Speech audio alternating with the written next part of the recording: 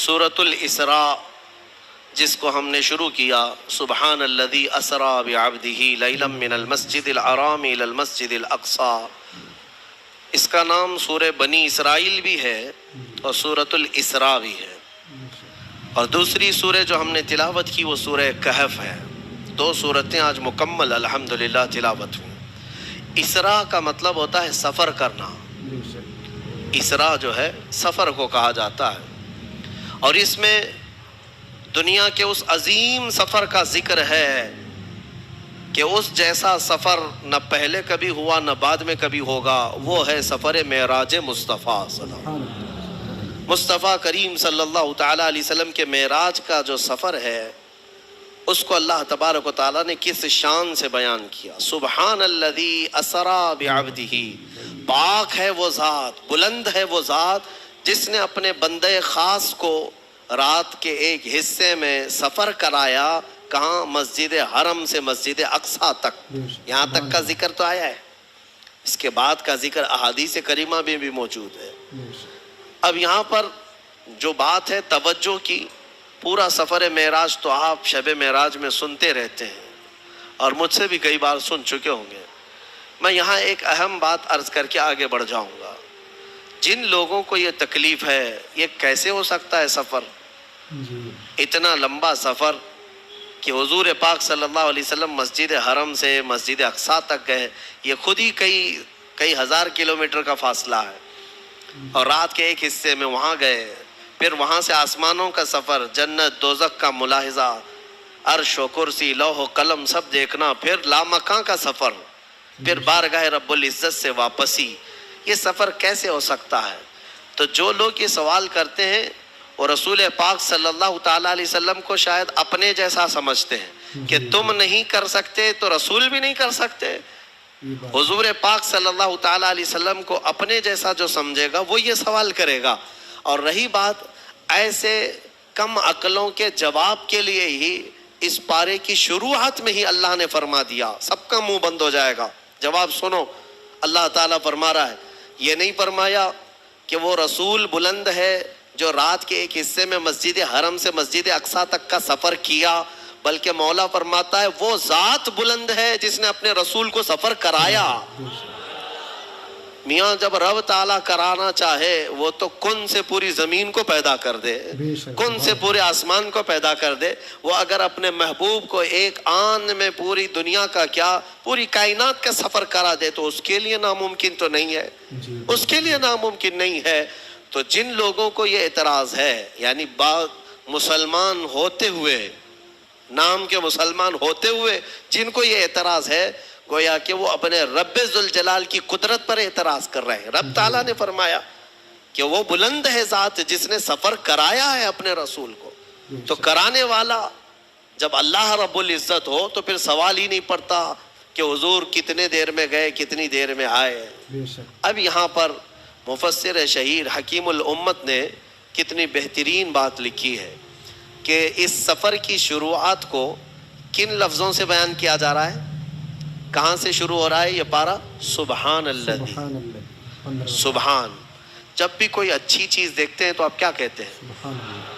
ارے آپ کو بولے بغیر آپ نے سبحان اللہ کہا۔ آپ نعت خانوں کی مجمع میں بیٹھے تو پھر آخر تک تو ایک تسبیح ہو ہی جاتی ہے آپ کی، سبحان اللہ۔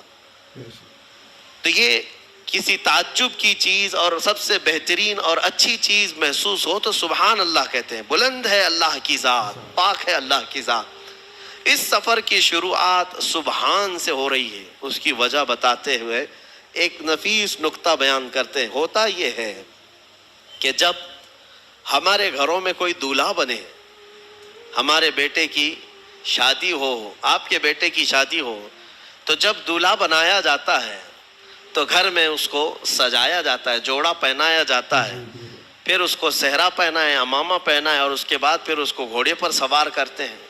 اور جیسی ہی دولہا گھوڑے پر سوار ہو کہ گھوڑی پر سوار ہو، یا اب کے زمانے میں کار میں سوار ہو، جب بارات کے لیے جا رہا ہو، بارات اس کی جا رہی ہو اپنے نکاح خانے کی طرف، تب جیسی ہی دولہا سوار ہوتا ہے تو گھر کے جو بڑے ہوتے ہیں نا، ماں باپ بھائی بہن یا جو بھی گھر میں بڑے ہوں، وہ آتے ہیں صدقہ اتارتے ہیں، جی جانے سے پہلے صدقہ اتارتے ہیں، اور لوگوں سے یہ کہا جاتا ہے کہ سبحان اللہ کہو، ماشاء اللہ کہو، نظر نہ لگے۔ نظر نہ لگے، بے شک۔ دولہے کو کیا کہا جاتا ہے؟ جب پورا مکمل سج جائے تو ماں باپ، رشتہ دار جو قریبی ہوتے ہیں وہ کہتے ہیں دولہا کیا خوب لگ رہا ہے میرا بیٹا، سبحان اللہ، سبحان اللہ، میرا بیٹا بڑا عمدہ دولہا لگ رہا ہے، سبحان اللہ۔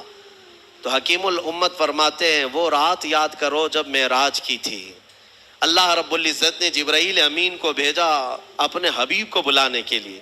رسول پاک صلی اللہ تعالیٰ علیہ وسلم کو وہ رات کے وقت آئے، بیدار کیے اور مسجد حرم میں لے گئے، اور وہاں زمزم سے غسل فرمایا، اور وہاں سواری کھڑی تھی براق، براق سواری پر میرے آقا صلی اللہ علیہ وسلم کو سوار کرایا گیا۔ اب جانا ہے بیت المقدس، جہاں 1,24,000 باراتی کی شکل میں انبیاء اکرام دولہے کے انتظار میں ہیں، سبحان اللہ، سبحان اللہ، دولہے کے انتظار میں ہیں انبیاء کرام علیہ السلام کہ وہ حسین دولہا آئے گا اور ہماری امامت کرے گا۔ تو اب یہ پوری کائنات کا حسین دولہا جب براق کی سواری پر سوار ہوتا ہے، وہاں کون تھا؟ یہ آمینہ کا در یتیم جب براق پر سوار ہوا ہے تو ماں بھی نہیں ہے، کیونکہ ماں بچپن میں انتقال کر چکی، باپ بھی نہیں ہے، باپ پیدا ہونے سے پہلے انتقال کر چکے، دادا نہیں ہے، وہاں کوئی عظیم رشتہ دار نہیں ہے۔ جبرائیل امین نے سوار کیا براق پر، اور جب جانے کی باری ہوئی مولا نے فرمایا دنیا کے دولہوں کو ان کے گھر والے سبحان اللہ کہتے ہیں، میرا محبوب دولہا بنائے تو خود خالق کائنات کہتا ہے سبحان اللہ، سبحان الذی اسری بعبدہ، سبحان الذی اسری بعبدہ، پاک ہے وہ ذات جس نے اپنے بندے کو سفر کرایا۔ اب اندازہ کرو ہمارے اور تمہارے لیے گھر کے ماں باپ اور چچے چچیاں سبحان اللہ کہیں، اور میرا محبوب وہ ہے جس کی سواری پر خود خالق کائنات سبحان کہے، اللہ خود سبحان کہے۔ عزیزان گرامی وقار، اس سفر کو جتنا بھی بیان کیا جائے وہ کم ہے۔ ہم بیان صرف اس لیے کرتے ہیں کہ ہمارے بچوں میں یہ سفر منتقل ہوتا رہے، اس لیے کہ بعد میں انٹرنیٹ کے بچے یہ انکار نہ کرنے لگ جائیں، کیونکہ انٹرنیٹ کے زمانے میں لوگوں کو ایسا لگتا ہے ٹائی سوٹ بوٹ والے ہی سارا دین لے کر کے آئے ہیں، باقی اولیاء کیا لے کر کے آئے ہیں۔ اب کے زمانے میں ایسی ہو رہا ہے۔ اسی لیے میرے عزیزوں، ہم اپنے ممبروں سے رسول پاک کے تمام معجزات بیان کرتے رہیں گے، انشاءاللہ ہماری نسلوں میں یہ منتقل ہوتے بھی رہے گا۔ بے شک۔ حضور اکرم صلی اللہ تعالیٰ علیہ وسلم، اور ایک عقیدہ لے کر کے جائیے آپ، معراج جو ہوئی ہے نا حضور کی، کچھ جماعتیں آج بھی ہیں وہ کہتی ہیں ہم معراج کا انکار نہیں کرتے، لیکن وہ حضور کے خواب میں ہوا تھا سفر۔ ارے خواب میں چیز ہو تو اتنا بیان کرنے کی ضرورت ہی کیا ہے؟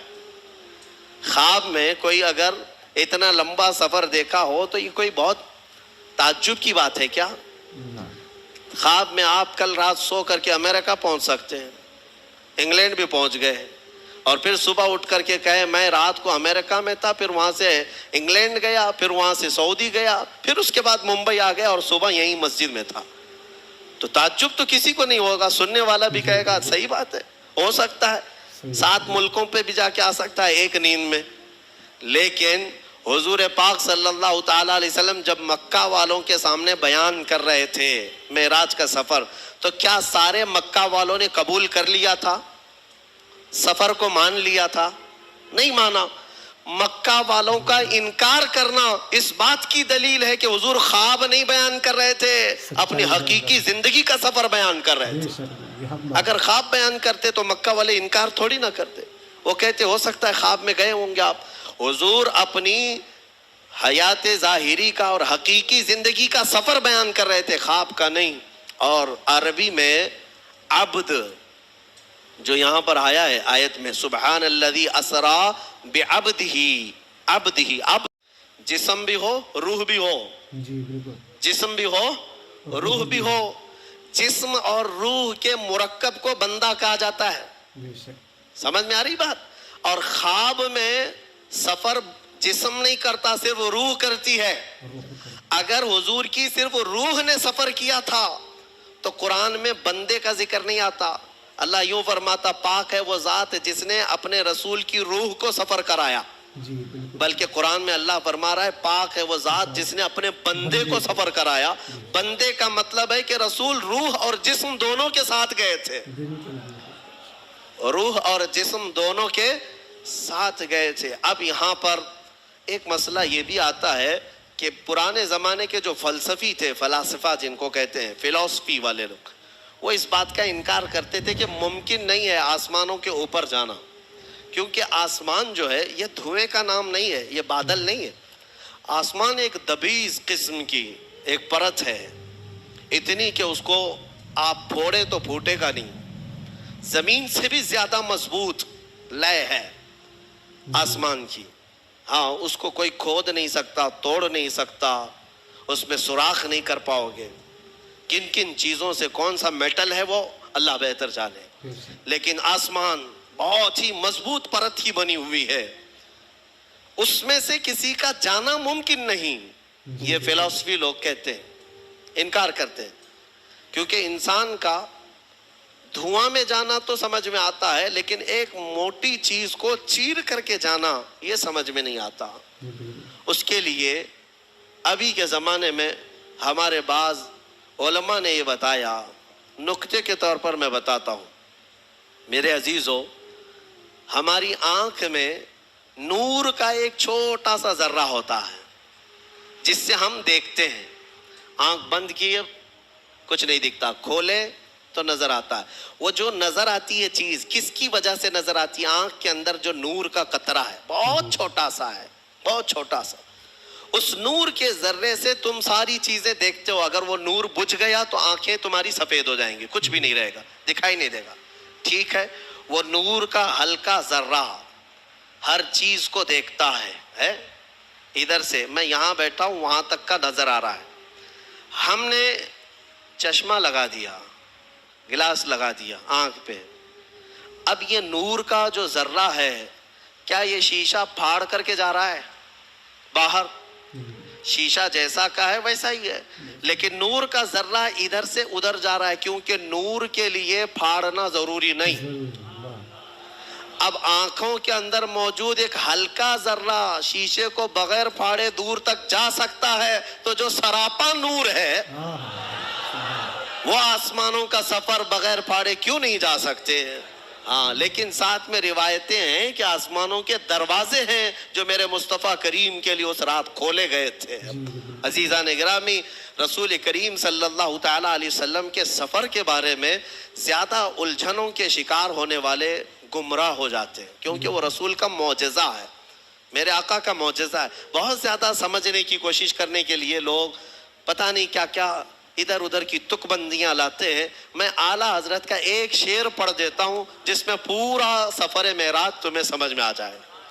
حضور پاک صلی اللہ تعالیٰ علیہ وسلم کا سارا سفر اگر سمجھنا ہے تو ایک شعر, اس شعر سے پہلے یہ بھی سننا ہوگا. فرماتے ہیں وہ سرور کشور رسالت جو عرش پر جلوگر ہوئے تھے, نئے نرالے طرب کے ساما عرب کے مہمان کے لیے تھے. اور اعلیٰ حضرت فرماتے ہیں اسی قصیدہ معراج میں, یہ جو قصیدہ لکھا ہے اعلیٰ حضرت نے, یہ تقریباً 68 اشعار ہیں. اس میں کتنے ہیں؟ اچھا یہ بھی میں بتا دوں, ایک مولانا آئے تھے اعلیٰ حضرت کے پاس, محسن کاکوروی صاحب, وہ معراج کا قصیدہ لکھ کر کے لائے تھے. اعلیٰ حضرت سے چیک کروانے آئے تھے, اور انہوں نے جو لکھا تھا اس میں کاشی متھرا گنگا جل سب کا ذکر تھا, کیونکہ شاعر جو ہے اشاروں میں بات کرتے ہیں. کاشی کا مطلب وہ جگہ نہیں, ایک پوتر جگہ کو انہوں نے اس سے مراد لیا. اشعار وہ لکھ کر کے لائے تھے اعلیٰ حضرت کے پاس. ظہر کے بعد وہ آئے اور لے کر کے وہ سنانے کے لیے بیٹھے, تو کچھ ہی اشعار اعلیٰ حضرت نے سنے تھے ابھی, تو اعلیٰ حضرت نے رکھ لیا. عصر کی اذان ہو گئی, عصر کی اذان ہو گئی, کہا مولانا رکھ دیجئے, نماز کے بعد دیکھیں گے. اذان ہو گئی ہے تو اذان کے لیے اٹھ کر چلے گئے, سنتیں پڑھی اور فرض کا انتظار کرتے کرتے قصیدہ معراج اعلیٰ حضرت مسجد میں بیٹھ کر کے ہی ترتیب دینے لگے. اور اس کے بعد عصر کی جماعت ہو گئی. عصر کی نماز کے بعد آئے, کاکوروی صاحب سے کہا آپ کا رکھیے اور یہ میرا پڑھیے. تو انہوں نے اٹھایا, کہا پڑھتے رہے، ایک شعر، دو شعر، تین شعر، چار شعر، میرے عزیزو 200 سے زیادہ الفاظ اس میں موجود، 68 اشعار صرف عصر کی سنت اور فرض کے بیچ میں لکھ کر کے پورے قصیدہ معراج کو بیان کر دیا۔ انہوں نے پوچھا کاکوروی صاحب کہ مولانا احمد رضا صاحب آپ کے پاس یہ کب کا لکھا ہوا تھا؟ کہا بس سنت اور فرض کے بیچ میں مسجد میں جو ذہن میں آ گئے وہ میں نے ترتیب دیا۔ ارے جو ذہن میں آ گئے ان کا حال یہ ہے کہ اچھوں کو آج پڑھنا نہیں آتا۔ وہ سرور کشور رسالت جو عرش پر جلوگر ہوئے تھے، نئے نرالے طرب کے سامان عرب کے مہمان کے لیے تھے، اور اعلیٰ حضرت فرماتے ہیں اتار کر ان کے رخ کا صدقہ جو بٹ رہا تھا نور کا باڑا، چاند سورج اچھل کر جبیں کی خیرات مانگتے تھے۔ یعنی اس دن اللہ تبارک و تعالیٰ اپنے حبیب کا جو صدقہ بانٹ رہا تھا اس میں چاند سورج بھی اچھل کر مانگ رہے تھے کہ حضور کے جبین سے جو نکلا ہوا صدقہ ہے مولا وہ ہمیں عطا کر دے۔ اور پھر فرماتے ہیں وہی تو اب تک چھلک رہا ہے، وہی تو جوبن ٹپک رہا ہے، نہانے میں جو گرا تھا پانی کٹورے تاروں نے بھر لیے تھے۔ نہانے میں جو گرا تھا پانی کٹورے تاروں نے بھر لیے تھے۔ اب یہ قصیدہ بڑا لمبا ہے، میں جو کہنے جا رہا تھا وہ ایک ہی شعر میں سارا معراج کا سفر سمجھ میں آ جائے گا۔ اعلیٰ حضرت فرماتے ہیں وہی ہے اول، وہی ہے آخر، وہی ہے ظاہر، وہی ہے باطن۔ حضور کے لیے توجہ چاہتا ہوں، کیا الفاظ ہیں۔ وہی ہے اول، وہی ہے آخر، وہی ہے ظاہر، وہی ہے باطن، اسی کے جلوے اسی سے ملنے اسی سے اس کی طرف گئے تھے۔ یہ ہے معراج کا سفر۔ کیا ہے؟ 4 چیزیں اس میں ایک ہی مصرے میں بیان کر دیا۔ اسی کے جلوے، اسی سے ملنے، اسی سے اس کی طرف گئے تھے۔ بس یہی ہے۔ یہ جو معراج کا سفر ہے تم حضور کی طرف دیکھ رہے ہو، حقیقت میں یہ رب کے جلوے، اسی کے جلوے، رب کے جلوے اسی سے ملنے گئے، اور اسی سے مطلب اس کی ہی طاقت سے، اور کہاں گئے؟ اسی کی طرف گئے۔ اب اس میں پورا سفر سمجھ میں آ گیا۔ رب ذوالجلال خود اپنے نور کو اپنے پاس بلا رہا ہے، تو اس کے لیے نہ وقت کی ضرورت ہے، نہ زمان، نہ کیف، نہ یہ مکان، نہ زمین، کسی چیز کی حاجت نہیں۔ بہرحال ان گتھیوں کو سلجھانے کے لیے ضرورت نہیں ہے کہ آپ واٹس ایپ اور فیس بک اور دیگر انسٹا کے مناظرین سے سنیں۔ جب بھی سفر معراج سننا ہو تو عاشقان رسول سے سنا کریں۔ اعلیٰ حضرت رضی اللہ تعالیٰ عنہ کے کلام پڑھیں، آپ کو سمجھ میں آ جائے گا۔ یہ قصیدہ معراج، یہ معراج کا جو سفر ہے یہ سورۃ الاسراء میں بیان ہوا۔ بہت ہی خوبصورت آپ نے مفتی سلمان اظہری صاحب کا یہ بیان سنا، جس سے آپ کا دل منور ہو گیا ہوگا، آپ کا دل خوش ہو گیا ہوگا۔ میرے پیارے اسلامی بھائیوں، یہ اتنا معتبر یہ بیان کیا ہے، اور یہ پیارے اسلامی بھائیوں 27 رجب کو اللہ تبارک و تعالیٰ نے اپنے پیارے محبوب صلی اللہ تعالیٰ علیہ وسلم کو عرش اعظم پر بلایا، اپنا قرب عطا کیا، اور پیارے اسلامی بھائیوں اپنا دیدار عطا فرمایا۔ میرے پیارے اسلامی بھائیوں، یہ اتنا سہانا وقت تھا کہ جب میرے مصطفیٰ صلی اللہ علیہ وسلم معراج کی رات تشریف لے کر کے گئے، تو اللہ تبارک و تعالیٰ نے اپنے پیارے محبوب صلی اللہ تعالی علیہ وسلم کو جو اس امت کے لیے عطا فرمایا وہ 50 وقت کی نمازیں عطا فرمائی تھی۔ اور آج کتنی نمازیں ہیں؟ 5 وقت کی نمازیں ہیں۔ تو کب عطا فرمائی تھی؟ معراج کی رات، رجب المرجب کی 27ویں رات کو میرے مصطفیٰ صلی اللہ علیہ وسلم معراج کی رات تشریف لے کر کے گئے، اور اللہ تبارک و تعالیٰ کا قرب عطا کیا، اور اللہ تبارک و تعالیٰ کا دیدار اپنی ماتھ کی نگاہوں سے کیا۔ تو پیارے اسلامی بھائیوں، یہ بڑا ہی خوبصورت بیان ہے۔ آپ اس ویڈیو کو اپنے تمام ہی دوستوں میں ضرور شیئر کریں۔ السلام علیکم ورحمۃ اللہ وبرکاتہ۔